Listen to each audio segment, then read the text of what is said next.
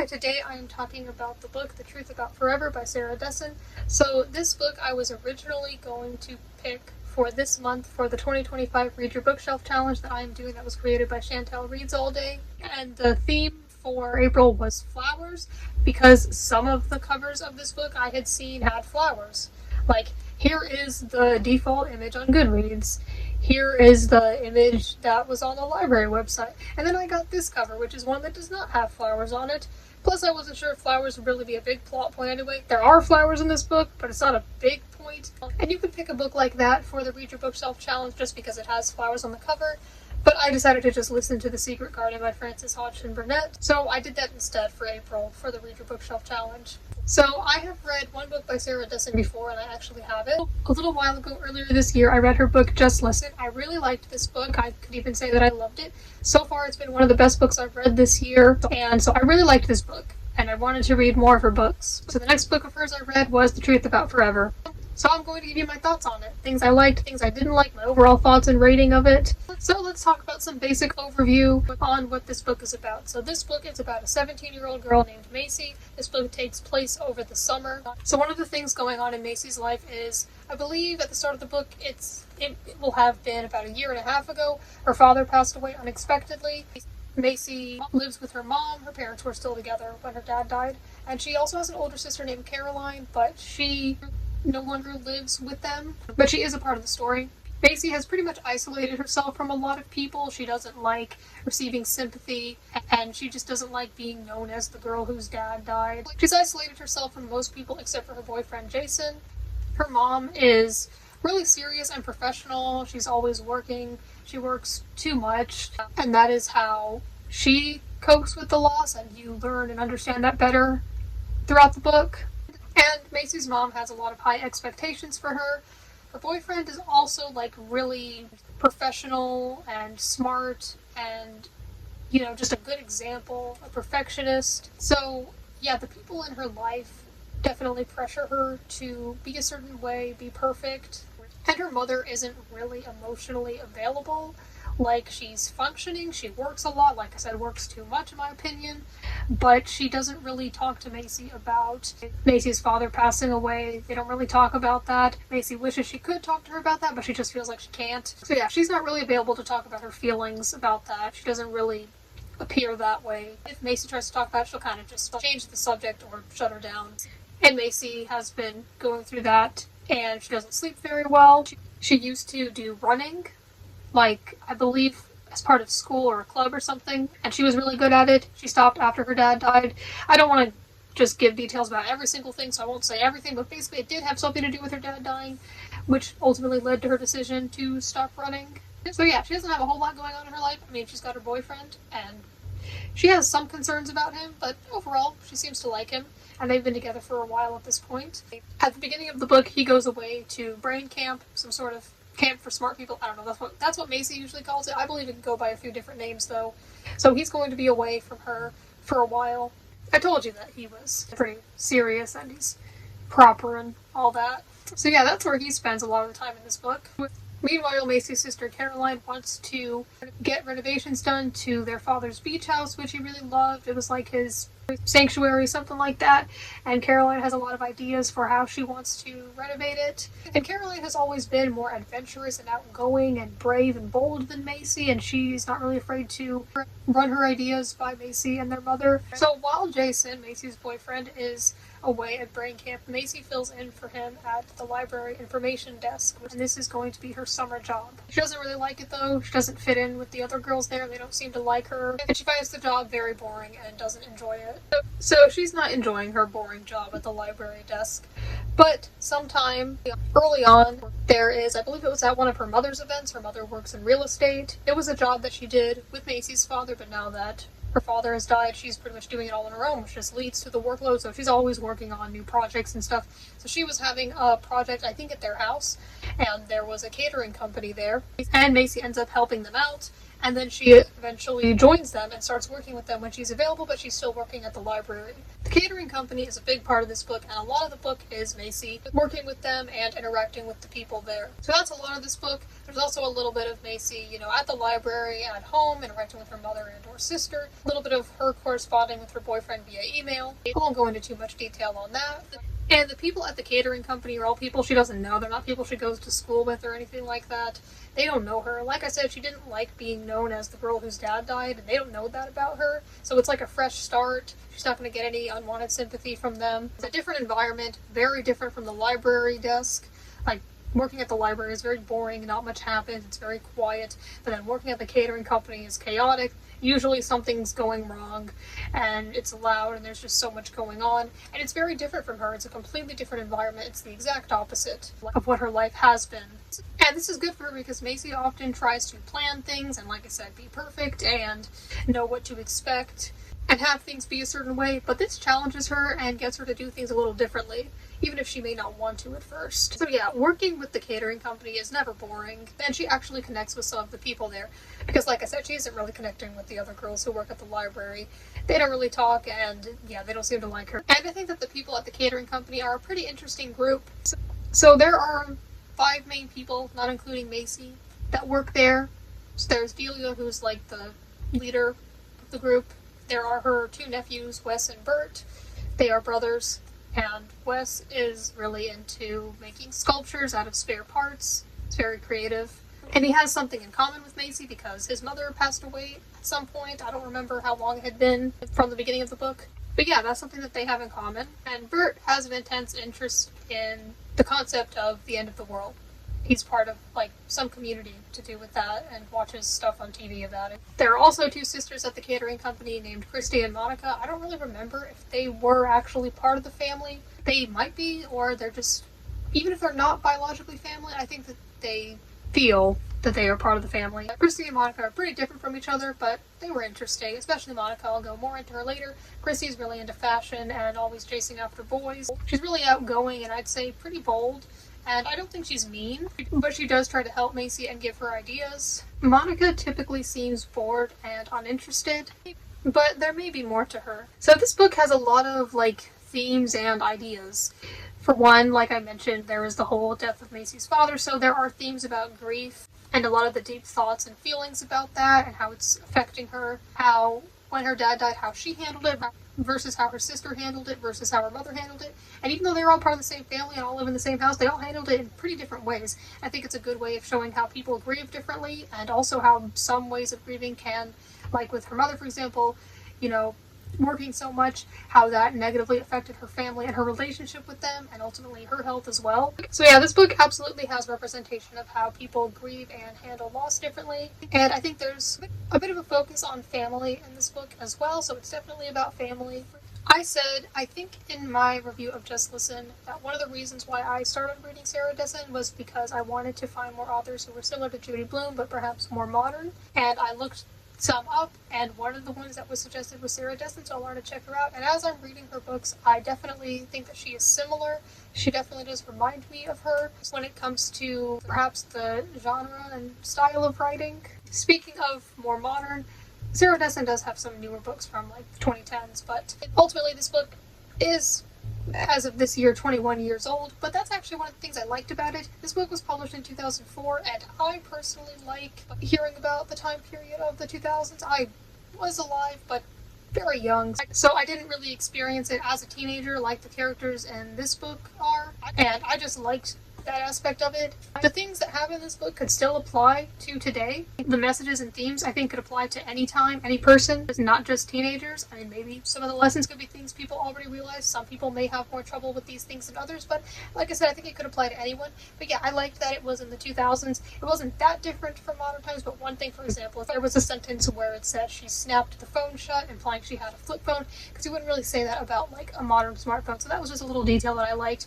I don't think that it's particularly aged or dated for the most part, and I don't think that there's anything just straight up outdated as in offensive. I don't know about in any of her other books, but yeah, for this book I just liked the time period, which was something I couldn't help because that's just when it was published, but I liked it, so that's just an additional thing that I liked. But I read plenty of modern stuff too. Still, I found this time period interesting. This book and Just Listen I both found pretty easy to read. I think that the style of writing is pretty easy to understand, but it's not like super simple. It's not like super complicated either though. It definitely has like deep messages and ideas, but maybe you just won't really know what I mean unless you read them. But if you've read them, maybe you know what I mean. Like, sometimes I would see how long a chapter would be, and it would be maybe like 20 pages, which for some books can feel like a really long time. But for this book, it would just go by fast. Even when it wasn't a lot of dialogue, it just went by kind of fast. It was just easy to read. Or maybe I was just enjoying it. So yeah, like I said, I thought that Monica was interesting. I maybe would have liked to get a book from her perspective. I mean, Macy was fine, and this is her story overall, but I would have liked to learn more about Monica and what was going on in her head, because although to Macy and to other people, though Christy, her sister, seemed to know her pretty well, I think that she probably had more going on than it seemed, because you don't see inside her thoughts. Even if she appears bored and uninterested or inexpressive, I would know that that doesn't necessarily mean that you're not feeling anything on the inside. I kind of didn't like how they had like a nickname for her. Her name is Monica, and some people called her Monotone because the way she talked. And even if she didn't express being bothered by that, she could have been. So that was one thing I didn't like. There were a few other things I didn't like about this book. That wasn't really one of the biggest things. I just didn't like seeing her be judged for the way that she talked or expressed herself. Yeah, I feel like I would have liked to read from her perspective. I do have more good things to say about this book, but now let's talk about some things I disliked about it. So, let me try to word this. I don't mind when, I guess it might be the least realistic in contemporary, but I don't mind when in a contemporary book, or just in any book, when a character is talking to another and they're getting like deep and philosophical, or however you want to say it, and they start talking about these ideas, which is clearly like the author trying to put in some sort of message or questions about life or things like that. I usually don't mind that, even if it's a bit unrealistic at times. Sometimes maybe it fits in better than others. I don't really mind because I like those things in books, but there was a moment earlier on in this book that just felt out of place and random, like it just was obvious what the author was trying to do, and not that it made absolutely no sense, but I also didn't really like the circumstances of how it happened. Like, and I guess this isn't really a spoiler, there is a hole on the way to, I think it's the leader of the catering group's house, or something associated with the catering group.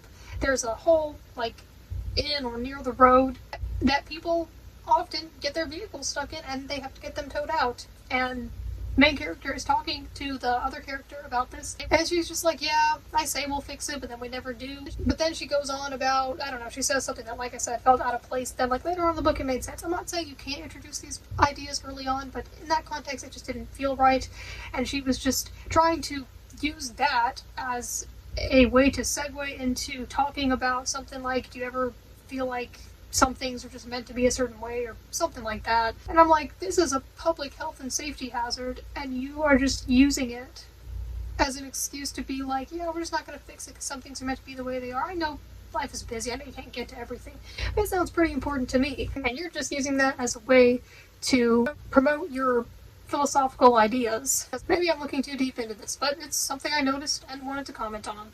And that's part of why I like doing review videos, because I may notice things that other people don't, and other people might notice things or interpret things differently than I did. So I'd love to hear your thoughts on things like that. So yeah, it was like she could do something about this thing, but didn't, just to make a point for the book.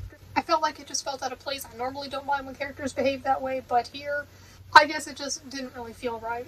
Especially when you have the power to fix it. I could understand if there was nothing you could do about the hole, and you're just like, yeah, some things are just meant to stay that way. Like, I could get that, but it's like, you could do something about it, but you're just not. The other things I didn't like. So there was quite a bit of underage drinking. Now, I'm just not interested in alcohol consumption in general, but it just felt especially wrong and weird when it was a bunch of teenagers doing it, so I didn't really like that. It felt unnecessary. There was also a bit of smoking as well. Maybe just by one character that I can remember of anyway. But yeah, I didn't really like that. I thought it was unnecessary, but that's kind of a personal preference. Some people are really bothered by those things and really against them, and other people just don't really care. And I'm not gonna, like, not read the book because of it. But like I said, it was just a little preference. I think a lot of things when it comes to how you feel about a book can just be little things that you have a preference for or have certain beliefs about, and maybe you just didn't like that. And yeah, some people it bothers more than others. For me, it wasn't, like, absolutely horrible, but it was still a little preference that I am able to have. This book also did feel a bit boring at times. I felt like there were a lot of details on things where there did not need to be a lot of details. I did not need details on, like, all the aspects of a side character's garden, or all the details about the renovations to the beach house, or the description of the movement of an accessory that an irrelevant character was wearing and it has nothing to do with the plot. But then when it comes to some of the big things, especially towards the end of the book, those things felt kind of not described very much. Like, I thought this is what we were building up to, and we're not really going over that very much. Like, I understand that some things are going to be left up to interpretation or whatever, but it's like, this is the main thing I'm invested in, or a few different plots there, at least two. But it was like, here we're not really going to go into detail about that, but you can hear the detail about every little mundane thing leading up to it. And I think the descriptive writing can be a good thing. But yeah, like I said, it was especially just compared to some of the big moments later on, we didn't get very much about that, but we got details about every other thing. I do feel that the writing is realistic, and I thought the descriptions were good. So yeah, it did feel boring at times, but for the most part, I think I didn't mind. And honestly, I don't think I started to feel really bored at any point until like halfway through, which is good, instead of starting out boring and then becoming interesting. Ultimately though, I don't think that I found it boring throughout most of it, and I thought that it was ultimately pretty good, and I thought that it was overall pretty good. I thought it had some good messages and lessons, and I think that it was mostly pretty enjoyable. I think it was a pretty good story. I think it did drag on a bit at times. Maybe it could have been a little bit shorter, or at least focus more on some things more than others. I think there were just some things that I just didn't care about very much. I'm not sure everything that was in the book was necessary. And then there were just some other things in the book that I may not have liked or disagreed with, and I'm not going to go into every little thing, but like I said, sometimes it's just personal preference about little things or things that may seem little to some people but can be big to you. So yeah, I'm not going to go into every detail, but basically, yeah, there were just a few other things that made me feel the way I did about this book, where I didn't absolutely love it, but I still thought it was pretty good. So, like I said, I do feel like this book had good messages and lessons, which I think is the most important part of it. I think that it ultimately was a good story, and I think that it could be important and beneficial to a lot of people, especially a lot of young people, especially anyone who was in a similar situation to Macy, because some people, like, Christy and her older sister Caroline, like, they were more adventurous and daring, whereas Macy kind of wanted to stay safe in the area that she was in, stay comfortable, and try to be perfect, and I think that she learned about taking risks and chances and being herself and doing what she wanted to do and standing up for what she wanted. I think that it has a lot of good messages, and I think that it had a message about trying to live your life and not being afraid, making the most of your life, and nothing is guaranteed. I think it can sort of be about just focusing on the present and what you have and enjoying that. I think it's about telling the truth and finding where you fit in and finding your people, and you won't fit in everywhere. In fact, there's a quote from the book I wanted to share that was about that. On page 166, it was okay not to fit in everywhere as long as you did somewhere. And I think it's also about how sometimes you can't plan everything. Like Macy tried to be this way and her boyfriend was this way and her mother was this way. They just wanted to plan everything and wanted everything to be perfect. But sometimes things happen unexpectedly, and it talks about how to deal with that and how you move through that. I think that some things in the book did feel predictable, but even though they did, I was still interested in seeing how and when they would happen, and I was invested particularly more towards the end. When it came to the, I guess you could say, love interest, I didn't absolutely love the story, but I didn't mind, and I did feel that it was good for Macy. Yeah, I guess it was pretty good, but like I said, without saying too much, I felt like towards the end, there were just not a lot of details about some of the big things that I felt the book was leading up to. I've only read 2 of Sarah Dessen's books, but I heard some people, like, on Goodreads say that all her books felt the same and had the same formula. When I read Just Listen, it was different because I had nothing to go off of. I had no other book of hers to compare it to. It was just new and different. I didn't really know what to expect. But I could see it being a bit similar in this book. It did seem to be a bit of a different formula. Of course, the settings and specific situations are different. And ultimately, I don't mind because I do like contemporary. I like usual, ordinary stuff. Maybe not this usual, though. This book had a bit too much of that, I guess. Not that it needed to be super exciting. That's not really what I mean. But like I said, there was just a lot of detail. And it felt a bit boring and dragged on at times. So I'll read more of her books and see how I feel about that. If I feel that all her books are the same, or at least a lot of them are. But some people might not mind that. They may like that predictable, simple formula. And ultimately, I think that even if they are the same, these things are real things that happen in real life, and they still have good messages and lessons, so I don't really mind. So I don't think I personally mind at the moment if they're a bit predictable. This book was not exactly the same as Just Listen. It was similar in some ways. I definitely see how that pattern could be similar, but it was definitely its own thing. It was different.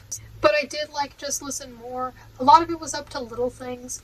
Some of it was just the characters or the specific situation that I liked more. Like, I think I was more interested in people sharing music together than working at a catering company. And the sculptures, I honestly wasn't super interested in the sculptures. I mean, they were different and unique, but yeah, like I said, I just like the little things and overall plot and stuff about Just Listen more. I would like to read many of her other books. I'm not really in a rush to read any of them, so it may be a while before I read another one of her books. But I do want to read most of them. Some of them I added to my TBR because they sounded interesting, and then others I'm just like, well, my library has them, and I'm willing to try them out. So I will be reading more of her in the future, but it may be a while from now. I wanted to add if I believe that she has the potential to become one of my favorite authors because I recently did a video, it was actually split into 3 parts due to storage issues, about my favorite authors and authors I want to read more, and one of the authors I wanted to read more was Sarah Dessen, and I think she has potential to become one of my favorite authors. At the moment, I think so, especially because I plan on reading a lot of her books, but I don't feel extremely confident about it. We'll see how I like other books more than this or more than Just Listen. I really like Just Listen. I know that's her most popular, so I don't know if I like any of her other books more than that one. That could just be the best one, but there's also my opinion, not just the opinion of people. So far, though, I do like her books. I do like her writing style. I think she has good messages, and this book certainly wasn't bad. There were just a few things I didn't really like about it, and I didn't like it as much as Just Listen. But I still view it as its own book because it was a standalone. It's not related to Just Listen in any way. I'm just comparing it based on what I know and how that book was since I enjoyed that book and since I have read that book and I enjoyed it. So far, I think that her books are pretty good. I don't know if I will absolutely love her in the future. Right now, I wouldn't say I do. I don't think I can say that yet, but we'll see. But so far, I think that her books have a lot of good things about them, and I'm excited to see more of them. Plus, the only ones I've read were from the 2000s. They aren't her first books, but they are some of the older ones, and she has written books since then, so I definitely don't want to judge just based on books that were from a while ago, especially when she's written a lot more since then. So while I'm not desperate to read any more of her books anytime soon, I am curious about them and looking forward to them a little bit. So I gave this book 4 stars. It wasn't 5 stars like Just Listen, but ultimately it was pretty good. For me, my star rating is kind of like, I don't think I've given a book 1 star on Goodreads, but basically 1 star would be like horrible. 2 stars would be like pretty bad, but maybe had a few redeeming qualities. 3 stars would be like it was okay. 4 stars would be it was pretty good. 5 stars doesn't necessarily mean perfect for me. Sometimes it's more of a 4.5, but I'm rounding it out to 5. So it could mean really good, amazing. Doesn't kind of mean perfect though. Let me know, have you ever read this book or anything by Sarah Dessen or by similar authors? Because I do quite like contemporary books, whether they're middle grade, young adult, or adult. Though I really like middle grade and young adult at the moment. Let me know if you know anything similar that I might like.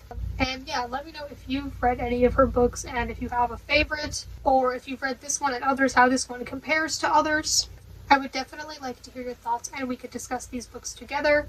I thought this book was pretty good. It's, in my opinion, not my favorite of hers, but it still ultimately I think could be good for a lot of young people. But I still think it could be good for a lot of young people and had a lot of good messages and themes, and it was realistic. Maybe a little too realistic in the sense that it was kind of boring at times, but such is life. And if there's a particular book by her that you think I should read next for any reason, you can let me know that as well. Thank you for watching.